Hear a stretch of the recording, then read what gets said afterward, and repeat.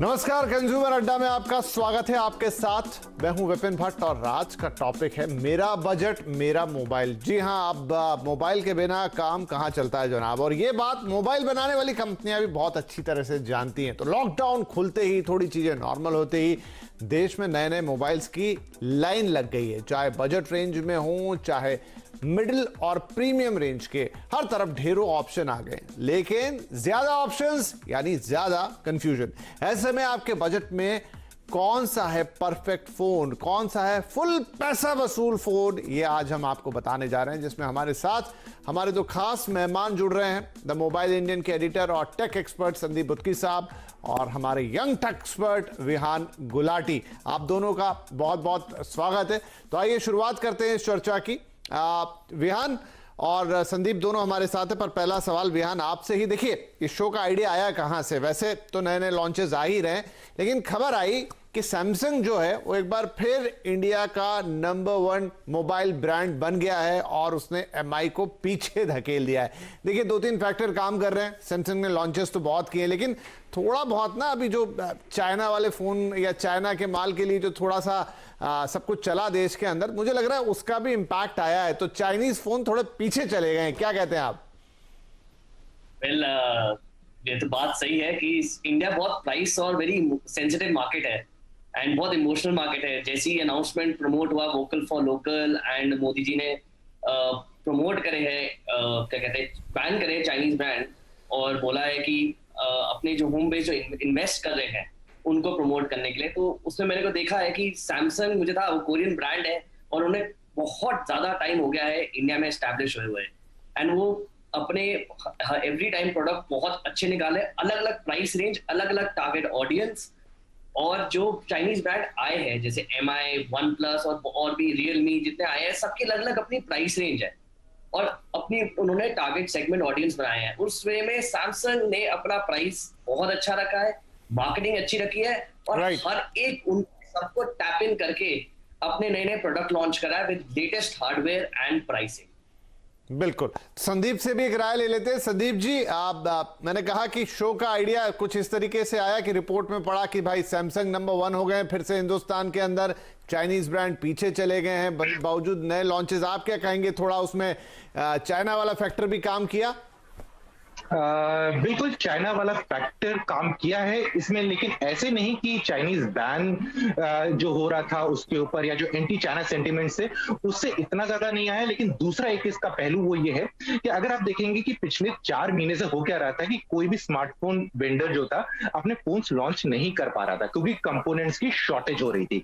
तो इस चक्कर में क्या होता है, चाहे चाइनीज ब्रांड ले लीजिए जैसे वीवो, ओप्पो, शाओमी, कोई भी ले लीजिए, या फिर उधर आप सैमसंग की बात भी कर लीजिए, सबको शॉर्टेज झेलनी पड़ रही थी और उस चक्कर में वो नए नए फोन्स मार्केट में लॉन्च नहीं कर पा रहे थे। लेकिन फिर क्या हुआ, जैसी शिपमेंट्स चालू होने लगे कंपोनेंट्स की, और मैक्सिमम कंपनी जो टॉप की इस टाइम पे इंडिया में वो हिंदुस्तान में ही फोन मैन्युफैक्चर करती है, तो कंपोनेंट्स आने लगे और कंपोनेंट्स आने लगे तो सबके सबको एक ही टाइम पे लोग अपने फोन लॉन्च करने लगे। तो इससे क्या होता था कि पहले बहुत सारे चाइनीज ब्रांड्स को अर्ली मूवर एडवांटेज मिलता था और उधर सैमसंग थोड़ा पिछड़ रहा था क्योंकि वो फोन थोड़े लेट ला रहा था। लेकिन इस टाइम पे क्या हुआ, एक ही टाइम पे सबके फोन आए और जो सैमसंग के जो अगर बात कर रहे हैं लेटेस्ट फोन M31s की, काफी दमदार फोन लेकर आए और इसीलिए ऐसे फोनों की वजह से उन लोगों ने मार्केट कैप्चर करना स्टार्ट कर लिया।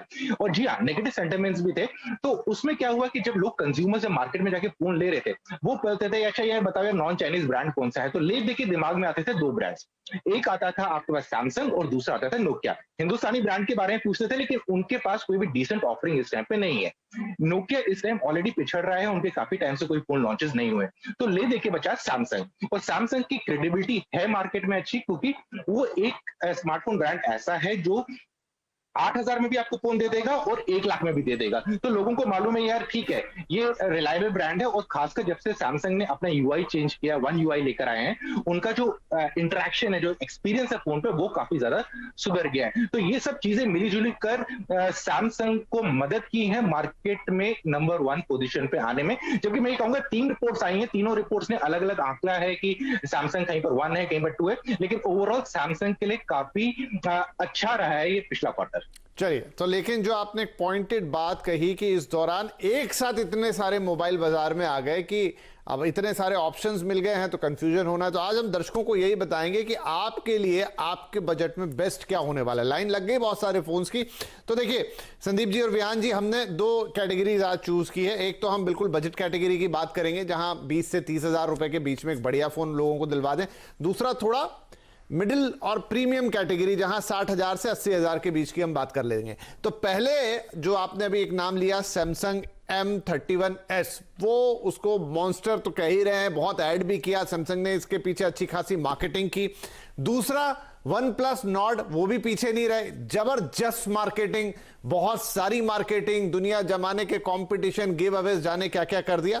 और रेडमी इन दिनों, मतलब Xiaomi थोड़ा शांत है, लेकिन उसने भी अपना Note 9 Pro लॉन्च किया। तो अब ये तीनों फोन की बात कर लेते हैं बैक टू बैक। सबसे पहले मैं OnePlus Nord की, क्योंकि OnePlus का जो इंप्रेशन है ना वो दर्शकों पे बड़ा या ग्राहकों पे बड़ा शानदार है। लेकिन Nord आप लोगों को कैसा लगा, अभियान? वेल, OnePlus Nord अभी लेटेस्ट लॉन्च है एंड उनकी जो कम्युनिटी है और फैन बेस है, ऑडियंस उनका बहुत ही इट्स अमेजिंग। एंड वो जो जैसे यूथ को इन्फ्लुएंस करते हैं गेमिंग के लिए, टेक्नोलॉजी के लिए, दैट वो फास्टेस्ट सेलिंग ब्रांड बहुत जल्दी बन जाता है। अब इसकी स्पेसिफिकेशन और मुझे जो लगता है OnePlus जो अभी लास्ट ईयर इन्होंने निकाला था OnePlus 8 जो प्रो और 8 निकाला है, इसके लाइटर वर्जन में OnePlus Nord निकाला है जो बहुत अफोर्डेबल प्राइस रेंज में 24,999 पे निकाला है। एंड वो भी अभी सेल पे अवेलेबल है Amazon में। एंड इसकी जो कॉन्फ़िगरेशन 6GB स्नैपड्रैगन एंड्रॉइड 10 जो इनका खुद का UI है, 48 मेगापिक्सल, मतलब बहुत अच्छे सारे इन्होंने फीचर्स देके। बट मुझे जो लगता है वो थोड़ा सा ओवर हाइप्ड हो रखा है एंड थोड़ा एक्सपेंसिव मोड में आ रखा है, प्राइसिंग में आ रखा है। जो लोग OnePlus 8 या 7 नहीं ले सकते वो Nord के लिए शिफ्ट होंगे। जी, तो संदीप, हमने ना थोड़ी थोड़ी बातें ऐसी भी सुनी कि Nord जो है वो बहुत जल्दबाजी में लाया गया, क्योंकि आपने लॉन्च किया OnePlus 8 और 8 Pro, वहां पर थोड़े से इश्यूज हो गए और आपको यह भी लगा कि आपने एकदम सेगमेंट जंप करके 60,000 का फोन ला दिया है, तो आपको फटाफट कोई मिड रेंज फोन चाहिए था, तो आप Nord लेकर आए। तो फोन वाकई अच्छा है या हाइप ज्यादा है? यहाँ पर थोड़ा सा बैकग्राउंड की बात कर लेते हैं। जब OnePlus भारत में लॉन्च हुआ था वो एक affordable mid and segment phone होता था। वो एक वॉइड था कि उस समय हिंदुस्तान में 15 से 25,000 या 30,000 की रेंज में कोई भी अच्छा टिकाऊ फोन नहीं था, किसी भी ब्रांड का नहीं था। तो उन लोग ने वो पोजीशन फिल अप कर दिया और उसकी वजह से इन्हें काफी सफलता मिली मार्केट में और लोग इन्हें पसंद करने लगे। और साथ ही साथ इन्हें एक और काम अच्छा किया था, जो ऑक्सीजन UI जो उनका फोन का है वो काफी क्लीन था, स्टॉक एंड्रॉइड से मिलता जुलता था, लेकिन कस्टमाइजेशन जो की थी यूजर्स को काफी बढ़ाई। उसकी वजह से उनकी जो इनिशियल सेल हुई या लोगों ने उनको सराहा वो हुआ। लेकिन अब थोड़ा महीने पीछे फ्लैशबैक करते हैं, अराउंड आई थिंक 1-1.5 महीने पहले, जब कार्ल पाई जो उनके को फाउंडर है उन्होंने एक मैसेज किया Nord के लॉन्च होने से पहले, और इसमें ना बहुत बड़ी स्टोरी बसी हुई है। उन्होंने कहा था कि going back to the roots, ये बड़ा अच्छा स्टेटमेंट है, going back to the roots, क्योंकि पिछले 2 साल से हम देखेंगे OnePlus ऑलमोस्ट 40,000 का आंकड़ा क्रॉस करते जा रहा है। अब वो नॉर्मल फ्लैगशिप किलर नहीं रहा, वो फ्लैगशिप बन गया है। और फ्लैगशिप बन गया है तो फिर बाकी फ्लैगशिप भी उसको टक्कर देंगे, जैसे कि सैमसंग हो गया, एप्पल हो गया। तो अब इन लोग ने क्या देखा, यार हमारा जो सेगमेंट था जहां पर हमें लोगों ने सबसे ज्यादा प्यार दिया था वो था 25,000 का सेगमेंट, 25-30,000 का सेगमेंट, जहां पर अभी भी थोड़ा सा कंपटीशन कम है, तो क्यों ना वहां पर हम फोन लॉन्च करें। तो अब ये कहना कि जल्दबाजी थी, मुझे लगता है जल्दबाजी इतनी थी कि उनका एक जो मॉडल था 4GB वाला जो एंट्री लेवल वेरिएंट था वो लेट थॉट था। वो मतलब एक बार हो गया ना कि सब कुछ हो गया, उसके बाद ध्यान में आया कि ये लॉन्च कर देते हैं हिंदुस्तान में ताकि 25,000 वाला सेगमेंट के लिए फोन आ जाए। एक्चुअली देखा जाए तो 30,000 के आसपास का इनका फोन है। ओवरऑल फोन मुझे ऐसा लगता है कि हाइप ज्यादा है। मैं यहाँ पर एक चीज बोलना चाहूंगा, मैंने पर्सनली इस फोन को यूज नहीं किया है काफी टाइम तक। मैंने सिर्फ जो इन लोगों ने इस फोन को यूज किया उनसे काफी फीडबैक लिया है और उन्हें भी कहा ये डिसेंट फोन है, ऐसा आउटस्टैंडिंग फोन नहीं है जो इस सेगमेंट में अवेलेबल नहीं है या फिर बाकी कोई नहीं दे रहा है। वहां पर Xiaomi का K20 प्रो है जो लास्ट ईयर लॉन्च हुआ था, जिसको लोगों को लगता था कि यार ये बहुत ओवर प्राइस फोन है, लेकिन एक्चुअली सेल्स नंबर देखे जाए तो उनके सेल्स नंबर काफी अच्छे आए थे। अचानक से वो वाला फोन हिट होने लग गया, लोग कहने लगे यार वो फोन ज्यादा बेटर है, कैमरा डिपार्टमेंट भी अच्छा है, डिस्प्ले में भी अच्छा है, ओवरऑल फंक्शनिंग में भी अच्छा है। राइट। चलिए, तो थोड़ा सा इसमें इतिहास बताया संदीप ने और थोड़ा सा कहा कि है ठीक फोन है, 24,000 के बजट से शुरू होकर 29,000 तक जाता है, लेकिन ऐसा भी कोई एक्स्ट्रा ऑर्डिनरी फोन नहीं है। अब देखिए, कंपटीशन तो तगड़ा है और आपके लिए तो एक एक पैसा इंपॉर्टेंस का, और वैसे ही भाई हम लॉकडाउन के बाद बैठे, ज्यादा खर्चा इस तरीके से नहीं करना है जहां हमें अपने पैसे की फुल कीमत ना मिले। तो अब नंबर 2 पे, या नंबर 2 नहीं कहना चाहिए, इसके पैरेलल जो खड़ा है वो सैमसंग का M31S है। भाई इतनी तारीफ उसकी करवा दी है बाजार में। वियान बताइए कि वाकई में मॉन्स्टर शॉट है क्या जितना उसको बताया जा रहा है? हालांकि स्पेक्स तो बड़े गजब के हैं, 6000 mAh की बैटरी, 4 कैमरा, और उसमें भी कैमरे में अगर ये हम कंपेयर करें नॉट से तो बहुत आगे हैं उनके स्पेक्स। वेल, बहुत ही पावरफुल फोन निकाला है, बजट फ्रेंडली निकाला है। अगर आप देखा जाए वन प्लस के कंपैरिजन में देखो तो बहुत, मतलब it's a good difference amount, 6000 का डिफरेंस पे देखा जाए। इसमें आपको 4 रेयर कैमरा आपको पावरफुल कैमरास दे रहे हैं, एंड्रॉइड 10 है, प्रोसेसर उनका एक्सोनस जो सबसे इनका खुद का ऑक्टा कोर प्रोसेसर है, और इसकी display, camera, low light is amazing. मतलब आप इसको बस, इसमें सिर्फ मुझे एक लगता है जो डे लाइट में थोड़ा सा प्रॉब्लम आती है, वीडियो स्टेबलाइजेशन में आ रही है, बट बाकी it's a very powerful and it's a premium phone under the budget of 20,000। Right Sandeep, क्या आप भी कहेंगे कि इस बार ये भारी पड़ जाएगा वन प्लस पे? 19,000 के आसपास आ जा रहा है, 19 से 24 की रेंज है, लेकिन सस्ता है, लेकिन आपको ऑलमोस्ट वन प्लस या उससे बेहतर एक्सपीरियंस देने का दम या मादा रखता है? बिल्कुल, अगर आप देखेंगे एक कंज्यूमर जब फोन लेता है मिड एंड सेगमेंट में, उसकी टॉप 3 रिक्वायरमेंट क्या होती है? सबसे पहली होती है कैमरा, दूसरा होता है बैटरी, और तीसरा वो कहता है कि डिस्प्ले अच्छा होना चाहिए, मतलब मजा आना चाहिए मुझे गेम खेलते हुए या मूवीज देखते हुए। तो इन तीनों चीजों में सैमसंग ने बाउंड्री मार ली है। अगर इसके कॉम्पिटिटर देख ले, चाहे नॉट ले लीजिए या Xiaomi का फोन ले लीजिए या रियलमी का फोन ले लीजिए, इस प्राइस सेगमेंट में रियलमी 6 प्रो आ जाएगा, Xiaomi का भी नोट 9 आ जाएगा, नोट 9 प्रो आ जाएगा।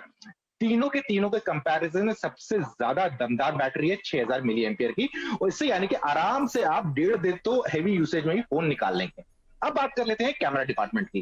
कैमरा डिपार्टमेंट में भी इनने कुछ इंटरेस्टिंग काम किया है। एक तो 64 मेगापिक्सल कैमरा है, जो अभी जो मैंने कंपटीशन बनाया उनमें से आई थिंक एक के पास 64 मेगापिक्सल का कैमरा सेटअप है, सबके सब क्वाड कैमरा सेटअप दे रहे हैं। लेकिन अगर थोड़ा ध्यान से देखें, जो क्वाड कैमरा सेटअप सैमसंग ने दिया है उनने कोई भी गिमिकी 2 मेगापिक्सल का कैमरा नहीं दिया है, क्योंकि बाकी जो मॉडल्स है उनमें 2 मेगापिक्सल का कैमरा भी है, और ये 2 मेगापिक्सल का काम मुझे आज तक समझ में नहीं आया। मुझे लगता है कि 2 मेगापिक्सल का काम जो सॉफ्टवेयर एनहांसमेंट के थ्रू हो सकता है, बड़े आराम से हो सकता है, जब पिक्सल एक कैमरा के साथ कर सकता है, आईफोन वाले फोन एक कैमरा के साथ कर सकते हैं, तो यहां पर भी ये बाजी मारता है। यहां पर ये आपको 5 मेगापिक्सल का डिसेंट कैमरा दे रहा है, यानी कि आपकी डिटेलिंग कहीं पर भी कॉम्प्रोमाइज नहीं होगी। और उसके बाद जो एडवांटेज नॉट के पास हुआ करती थी कि उनका यूआई काफी अच्छा है, ऑप्शन यूआई बड़ा क्लीन है, कोई एड वैड ज्यादा नहीं आते, कुछ नहीं आते, तो उसमें जो वन यूआई है, यूजर इंटरफेस वन यूआई जो सैमसंग का है, वो काफी क्लीन हो चुका है, काफी स्मूथ हो चुका है। और जो सैमसंग से काफी लंबे समय से लोगों की शिकायत थी कि जो आपका यूआई है ना,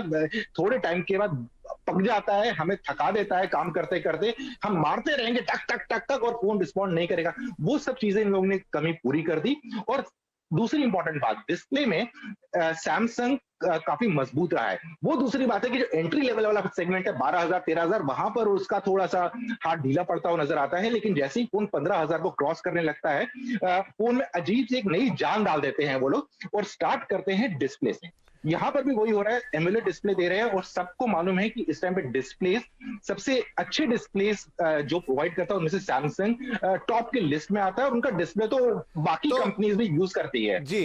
तो संदीप, अब कंपैरिजन यहां पर है स्क्रीन पर, Samsung M31S, one plus Nord और रेडमी नोट 9 प्रो। अब आप दोनों को वर्डिक्ट देने हैं, इससे पहले कि मैं ब्रेक लूं, कि अब ये तीनों फोन सामने हैं, कीमत सबके सामने है, तीनों ऑलमोस्ट एक लाइन में है। हाँ, नोट 9 प्रो और थोड़ा सा नीचे चला जाता है, लेकिन फिर क्वालिटी का भी उतना अंतर आएगा। लेकिन अगर आप इन तीनों में से लेंगे, क्योंकि इन तीनों की रेंज ऐसी है कि थोड़े से पैसे घटा दो या थोड़े से पैसे बढ़ा दो, सब कर सकते हैं, बेस्ट फोन कौन सा होगा? फटाफट से हम ये आपका वर्डिक्ट लेंगे। वियान, आप कौन सा लेंगे तीनों में से? Samsung M31S। राइट, तो वियान ने अपनी चॉइस बना दी, सैमसंग के साथ जाएंगे। और संदीप, आप?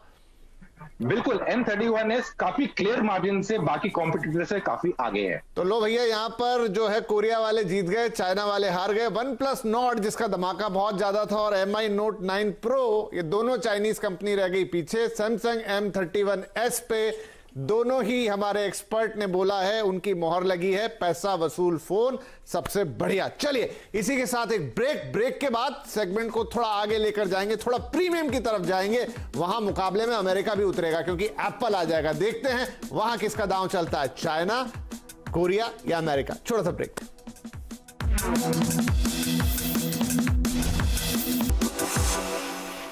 तो कंज्यूमर अड्डा में आज चल रहा है मेरा बजट मेरा फोन। ढेर सारे फोन है बाजार में, लेकिन आपके बजट में कौन बैठेगा फिट और कौन है 100% पैसा वसूल फोन, उसकी बात चल रही। ब्रेक से पहले हमने देख लिया बजट सेगमेंट और अब हमारे थोड़ा सा मिड टू प्रीमियम सेगमेंट की तरफ।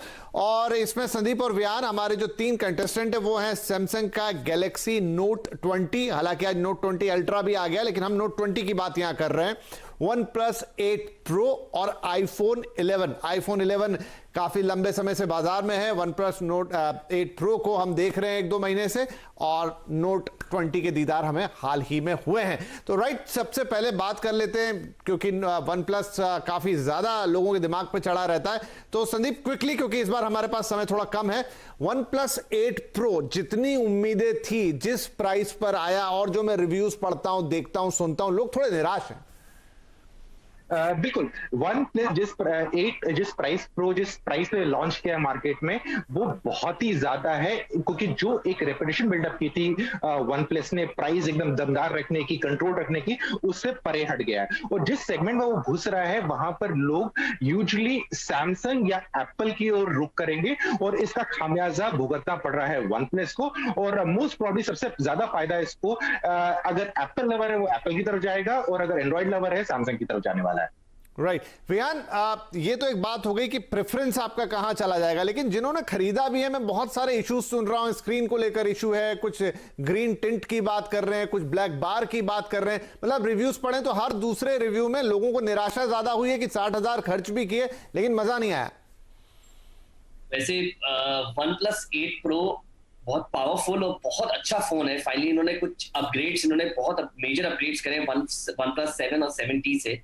और इसमें वायरलेस चार्जिंग, वाटरप्रूफिंग।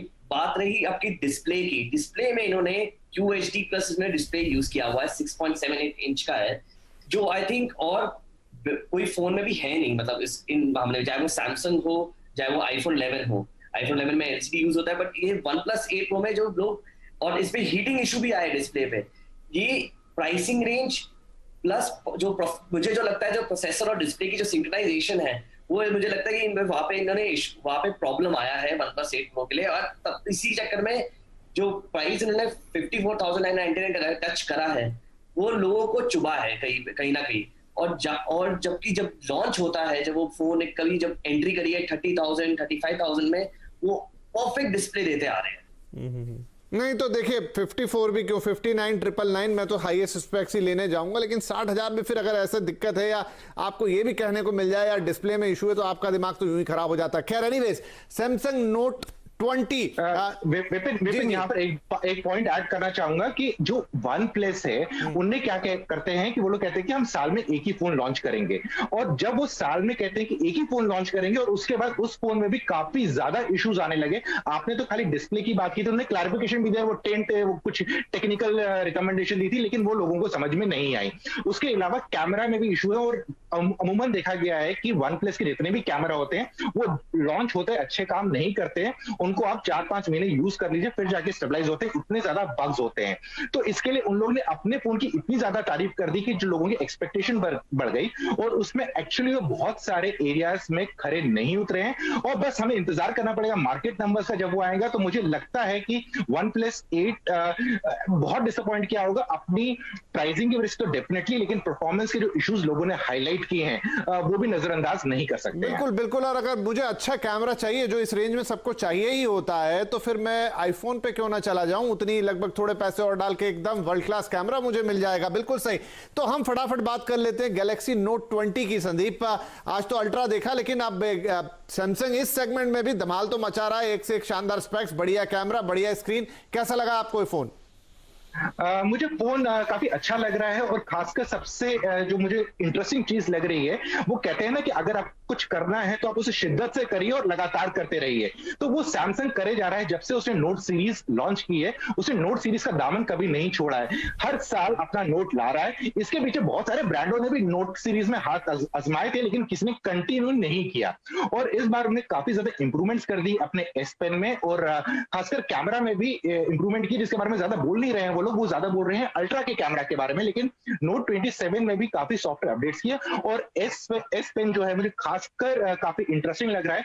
अब वो लगता ही नहीं है कि आप पेपर पे नहीं लिख रहे हैं। जो लेटेंसी है, जितना टाइम लगता है आप लिख रहे हैं डिस्प्ले में, वो काफी फास्ट हो गया। जो नोट खरीदने वाले हैं वो इसलिए लेते हैं क्योंकि बिकॉज ऑफ एस पेन की जो फंक्शनैलिटी होती है उसकी वजह से। तो नोट 7 में काफी दम है, लेकिन मैं ये कहूंगा कि थोड़ा इंतजार कीजिए, इसमें डिस्काउंट काफी आएंगे, क्योंकि इस टाइम फेस्टिव सीजन काफी आ रहे हैं, और सैमसंग भी काफी पुश कर रहा है इस डिवाइस को। फिलहाल तो 7,000 रुपए का डिस्काउंट आ रहा है, 17,000 में को मिल जाएगा, लेकिन थोड़ा और इंतजार, कहीं ना कहीं और भी डिस्काउंट छुपे हुए हैं। हाँ बिल्कुल बिल्कुल, सैमसंग तो सिर के बल खड़ा है कि किस तरीके से बाकी कंपनियों के मार्केट को ध्वस्त कर दे। 7 का डिस्काउंट आपने अभी बताया, और जोड़ जुड़ा के मेरे ख्याल से 15-20 हजार के डिस्काउंट वो पहुंचा देंगे फेस्टिव सीजन सेल्स वगैरह में। फटाफट एक कमेंट आपका वियान इस फोन के बारे में।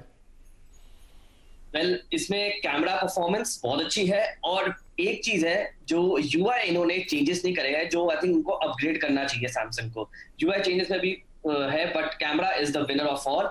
Bold design, impressive phone, and discounting पे ये बहुत ऑफर्स पे लोग अभी खरीद सकते हैं, and it's a good buy for people who wants to buy in discounting this particular time पे। मुझसे पूछे तो मुझे डिजाइन बहुत भाग गया, थोड़ा विंटेज किस्म का डिजाइन बनाया, लेकिन बहुत अलग दिख रहा है, बड़ा प्रीमियम दिख रहा है। चलिए, आईफोन 11 के बारे में तो हम सब जानते ही हैं, क्योंकि अब लगभग इसको 1 साल पूरा होने वाला है, लेकिन अब ये यहां कंपैरिजन में खड़ा, मैं कहूंगा कंपैरिजन के ग्राफिक्स दर्शकों के सामने लाएं, और अब बारी आती है वर्डिक्ट की। आईफोन 11, OnePlus 8 Pro या Samsung Galaxy Note, और सब लोग 60,000 से 70-75 के बीच में खड़े हैं। आईफोन 11 भी बहुत डिस्काउंट के साथ आ रहा है, तो 65-64, अभी तो अमेजॉन की सेल में 60-62 का भी बिक गया वो। तो यहां पर संदीप, पहले आपकी चॉइस ले रहा हूं, इन 3 फोन में से आप अपना पैसा कहां लगाएंगे? मेरा ये 2 सुझाव दूंगा। पहला, नोट वो यूजर्स लीजिए जिन्हें फ्लैगशिप स्मार्टफोन चाहिए एंड्रॉइड इकोसिस्टम में, और जिनकी पहली प्रेफरेंस है नोट यूज करना। अगर वो नोट फंक्शनैलिटी को यूज करना चाहते हैं तो आपके पास मार्केट में इस टाइम कोई और ऑप्शन नहीं है गैलेक्सी नोट के अलावा, और फोन दमदार है। लेकिन अगर आप सिंपलिसिटी में फोन ही चाहते हैं जो अच्छा फोन होगा, कैमरा अच्छा होगा, और नंबर्स की तरफ आप नहीं देखना चाहते, क्योंकि एप्पल कभी नंबर्स की बात नहीं करता है, लेकिन परफॉर्मेंस की बात करता है, और आप एक कंप्लीट इकोसिस्टम वाला फोन चाहते हैं जिसमें आपको किसी भी डेटा सिक्योरिटी और इन सब की ज्यादा चिंता नहीं रखनी है, तो एप्पल आईफोन 11 आंख बंद करके ले लीजिए। और खुशखबरी की बात यह है कि आईफोन 11 अब भारत में बनने स्टार्ट हो गया है, और आने वाले वक्त में शायद इसमें थोड़े डिस्काउंट्स और देखने को मिल सकते हैं। बिल्कुल, भारत में बनेगा तो कीमत अपने आप कम, क्योंकि इंपोर्ट की जो ड्यूटी है वो उससे कट हो जाएगी, तो कीमत और नीचे आएगी। Vihaan, your verdict quickly. iPhone 11 hands off, best in class performance, excellent battery, great camera, best software जो आपका iOS है, रेगुलर अपडेट्स, कोई लैग्स नहीं है, एंड मेरे को खुद 1 साल हो गया यूज करे हुए, and it's one of the best phone one can buy. अगर लोग मतलब एक्सपीरियंस भी करना चाहते हैं, न्यूअर बायर्स के लिए भी बहुत बहुत इंपॉर्टेंट है। न्यूअर जो लोग कभी एप्पल ही नहीं खरीदा है जिन्होंने, उनके लिए तो सबसे पहले आईफोन 11 ही is the best buy with 2 cameras behind. Right, तो यहां पर मिड टू प्रीमियम सेगमेंट में जीत जाते हैं अमेरिकन फोन एप्पल आईफोन 11, और दोनों में संदीप को भी पसंद है, और विहान ने तो उसको फुल मार्क्स दे ही दिए हैं। नंबर 2 पर सैमसंग कोरिया वाले, और यहां पर भी OnePlus चाइना से निराश आपको ज्यादा कर रहे हैं। तो कोई देशभक्ति वाली बात नहीं है, लेकिन भाई अगर फोन अच्छा नहीं बना है तो जबरदस्ती थोड़ी ले लिया जाएगा। अगर पिछले फोन अच्छे आए हैं तो आई थिंक अब पूरा वर्डिक्ट सामने है। अगर आपको मिड टू प्रीमियम रेंज में जाना है तो एप्पल आईफोन पे अपने पैसे लगाइए, नहीं है तो नोट 20 OnePlus को थोड़ा पीछे ही रख दें इस बार, तो अच्छा है। और मिड सेगमेंट में भी या बजट सेगमेंट में भी वर्डिक्ट हमने आपको बता दिया। तो विहान और संदीप, बहुत शुक्रिया, आपने वक्त निकाला। बड़ा कंफ्यूजन था, बहुत सारे नए फोन आ गए थे, 2-3 महीने से लोग रुके हुए भी बैठे थे। अब डिसीजन लेना बड़ा आसान हो जाएगा। फुल पैसा वसूल कहां मिलेगा, कौन सा फोन लेना चाहिए। तो थैंक यू वेरी मच आप दोनों को, और दर्शकों को भी हमारी ये बातचीत सुनने के लिए। नमस्कार।